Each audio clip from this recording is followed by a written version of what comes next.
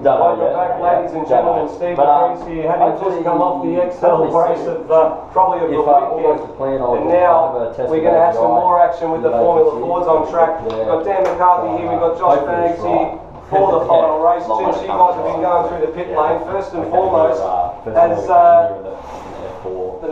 car that ran off the road down at the hairpin, God, I've having a mental blank. Hunter McElroy, thank you very much. Jeez, I've got to get all these names in and out of my head in such a quick space of time. Has Hunter McElroy got four wheels on his wagon? Well, we haven't, I didn't quite see if he's got out. We'll have to have a look at the field here. He did get a 5-point penalty in the championship, and we're hearing that he is out on the track, so the wheels have been attached back to the wagon. And they got a 5-point penalty, which means that there is only 21 points between him and race 2 and Hamish Bartek. So that's going to be very interesting. It means this championship is not going to be able to be won here today because 21 points and there is 60 points in each round. Now, the thing is, Hunter has won 12 of 15 races prior to this weekend. So he's been an absolute force, but the fact that it's still there's someone still in it in Hamish is a credit to his driving so far and him keeping it on the road. It's the second point penalty for McElroy as well. He had a 15-point penalty, I believe, for ignoring flags at one point. I believe it was round 5 down Bend. So yeah, this will be it's going to be an interesting race to see. He's going to be carving his way through the field from the back. He's starting in, I believe, position. We've got it on our screen here once it cycles through. We've got the 1600 class as well, 19th position. So he's going to be starting out at P19, which is going to be at the back of the actual the Formula Ford field, not the secondary class. So he won't have to contend with all that traffic, but still, he's going to have his work cut out for him. Dan, let's have a look through this field before as they all come around to the grid, and let's see who's going to take out this particular race, race 3 for the weekend. So starting from pole position, we have Ribaltis, followed by Hearn in position 2, Slaughter in position 3, Manif in position 4, and Donald in 5th. The cars are beginning to line up on the grid now in front of us. We're looking forward to this one. The sun's come out. Looking really nice. Phillip Island looking at its absolute best this afternoon. This is the kind of weather that we had yesterday afternoon as well. We had started with dreary conditions. It's, as we say, Melbourne has 4 seasons in one day, and we certainly seem to have got that today. As the sun is out, the track temperature's starting to rise a bit, and the temperature's getting hotter up here in the commentary box. Gents, let's keep our fingers crossed that we don't see a safety car because we want a good race. All the cars are lined up. We have the green flag at the back. We look to the lights. They are illuminated red. And when they go out, we'll be racing here for the final race before this weekend. Brilliant stuff. It's still in the lead. He's got an excellent start. He's going to hold that through turn 1. Yeah, Ribarits and Hearn got a very, very even start. Better secondary start to Hamish Ribarits. Zach Suter got a nice launch out of P3 as well, but couldn't do anything with the 2 cars ahead. They pour into turn 1. We wait for them to emerge from out of turn 2 and see where they all are. And it's still Hamish Ribarits out in front from Nathan Hearn. Zach Suter with a bit of a train behind him, a very, very close looking train. And someone's looking at having a move here down the inside into turn number 1. This is very, very early. And side by side, 4th position as they exit out of Honda and into Siberia. Back into single file formation now. Hunter's up 6 or 7 positions at this point already, just in the first sector, so it's a brilliant start from there. He's done half the pass that he needs to already. Like to see when he comes across the control line to how far up he has gone. We have seen some brilliant drives across all the categories from the backs of the grid over the course of the weekend. We've seen Del Tomic do it. We've seen Hunter McElroy do it as well. Over Lukey Heights they come. Going defensive here as Hamish Ribarits. Hearn was on the preferred line, but he somehow manages to hold it through the last couple of corners. Through turn 11 they run now. And now the shoot down to turn 12, and then they'll be onto the front straight away. Suter trying to go with these guys in the front by the look of it. They're just starting to drop the 4th place man behind. And here they come. It's Hamish Ribarits from Nathan Hearn. And who's that behind? Zach Suter. Look at them still streaming each other. Followed on the 47 at the top Sergeant, Donald, and then Virgin. They're three abreast into turn one, and out the other side, it looks like Hearn may have managed to get past Rivara. We'll wait to see them emerge. Rivara's standing lap time is a 45.1, is the quickest of the lot. Thomas Sargent shooting up there into fourth place as well, trying to catch the leading trio, and now the leading trio has become a quartet. Ahead, but it looks like Rivara is having a challenge. Rivara's going to challenge him into Honda corner. He's got the inside line as well, and that's an easy move in the end there for Rivara.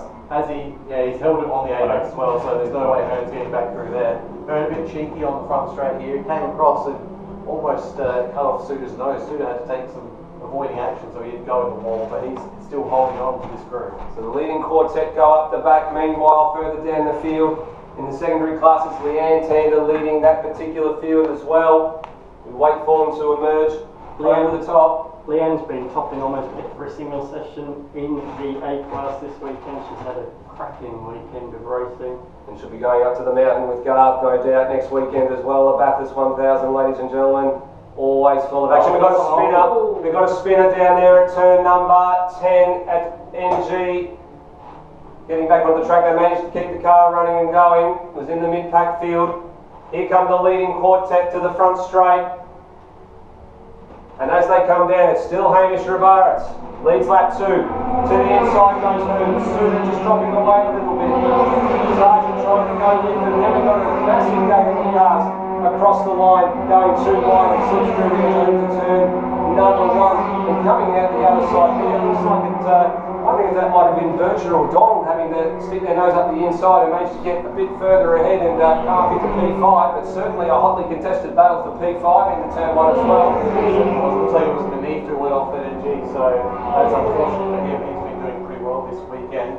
But yeah, coming into Honda, the leader is going to be Rivara on the defensive line into turn 4.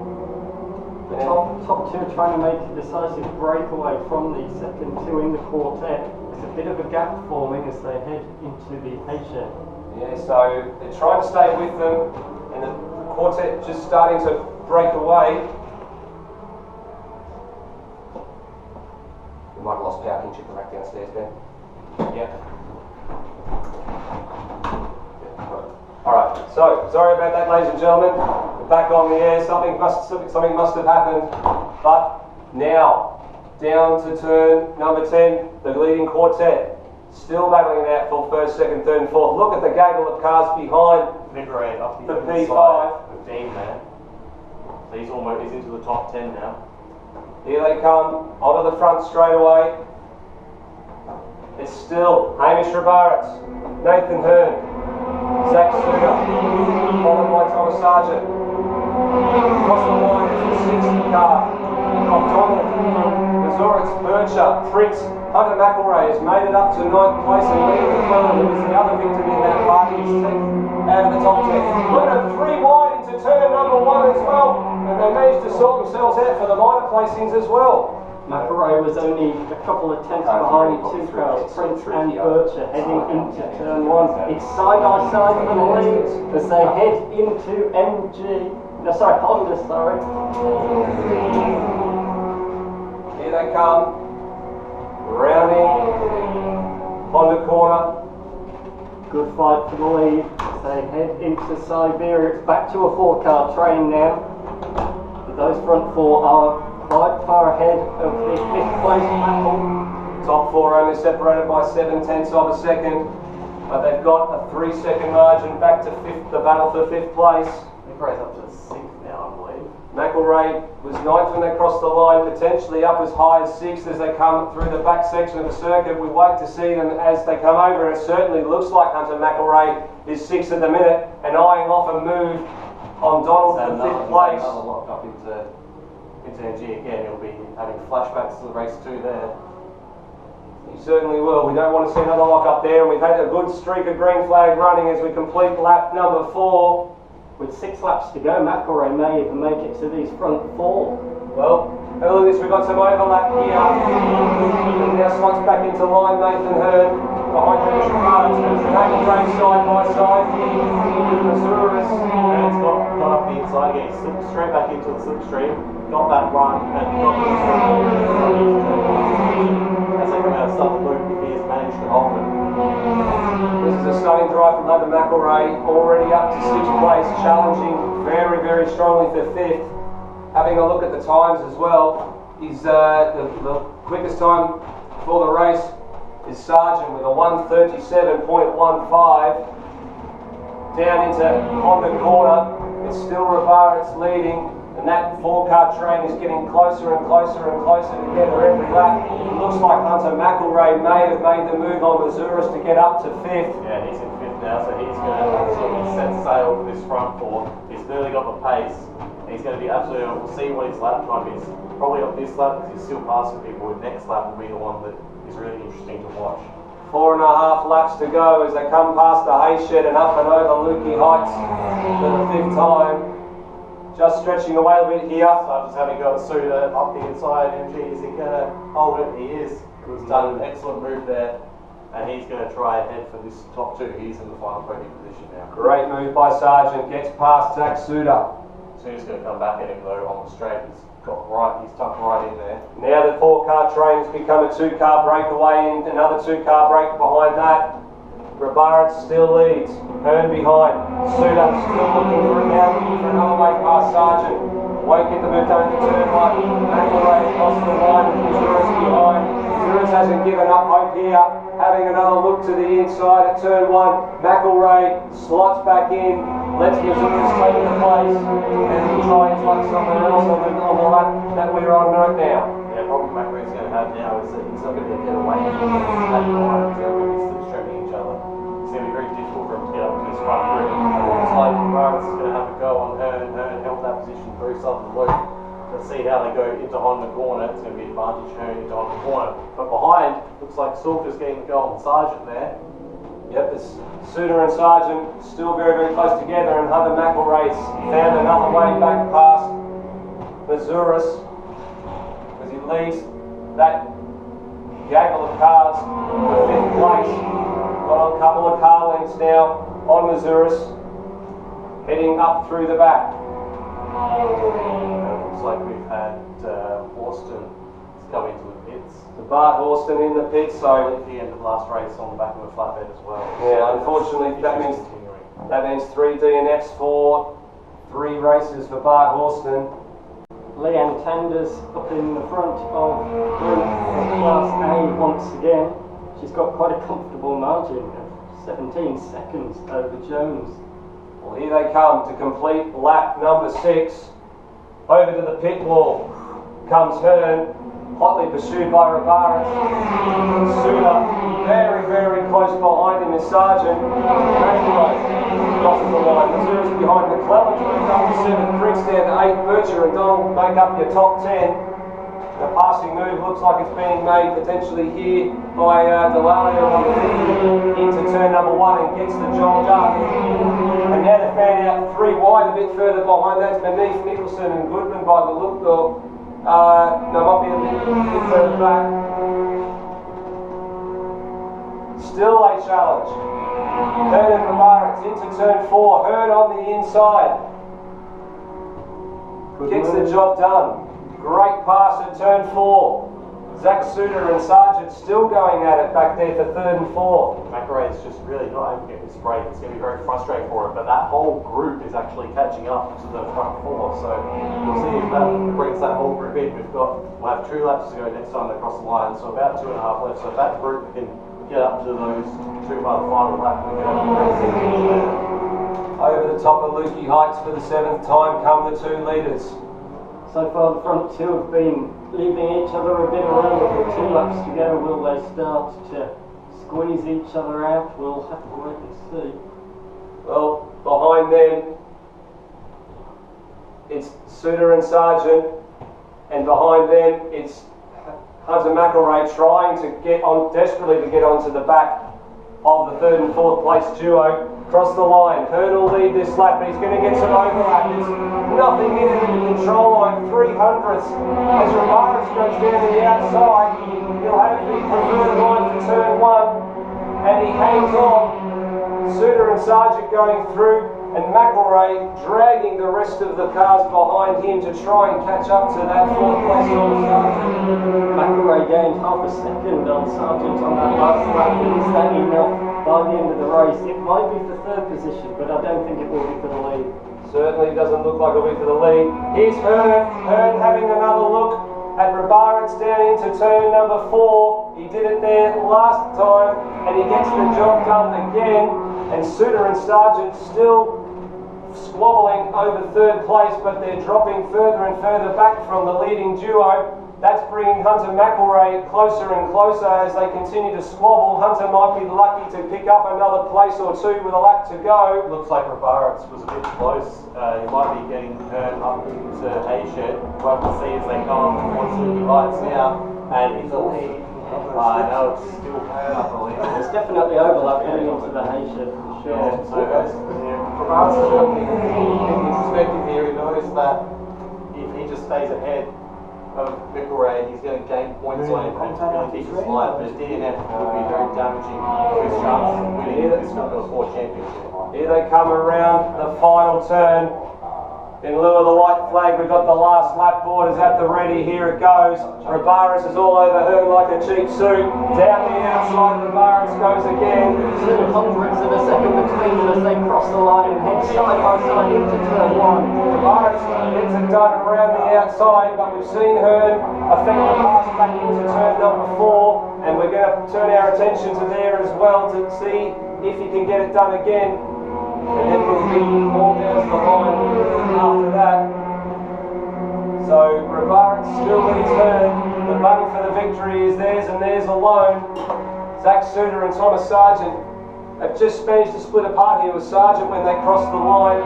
It looks like Sargent may be ahead. Side by side as they come out of Honda. Yeah, it's very aggressive defence there from Rabarits and with team and not allow Hearn back through. So advantage Hearn as they come through Siberia.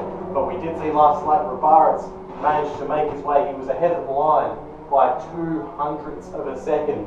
So is he going to be able to set up Hearn as they come out of the final corner to be able to effect the pass on the start-finish line? A little bit of lap traffic ahead, but it's well out of the way. The lap traffic actually locking up into NG corner. Hearn takes the defensive line.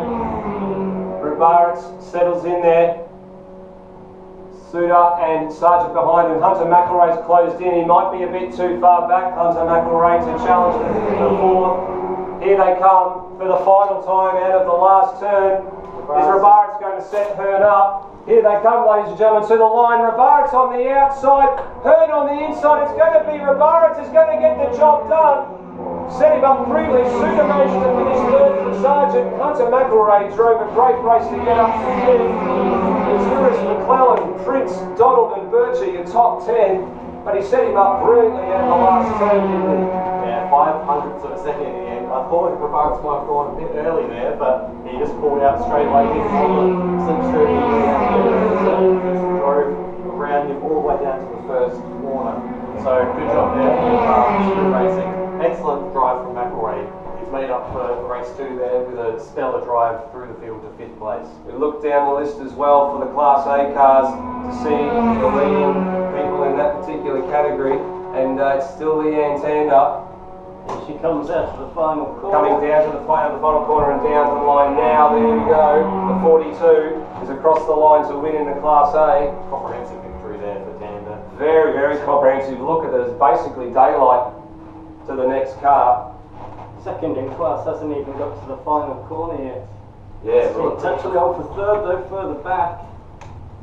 As they come in with NG. Between Fitzgerald and who else was that there? I believe it was Thornton there. No, Connolly, sorry. Fitzgerald and Connolly going for it there. So Jones will come across second in that class. Yeah, as they come up to the line, it's going to be close between Fitzgerald and Connolly.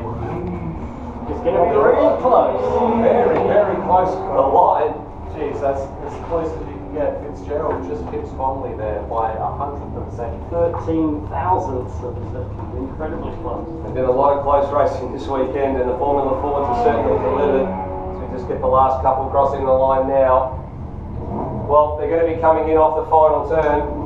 The safety car is going to start leading out this awesome sports sedan field.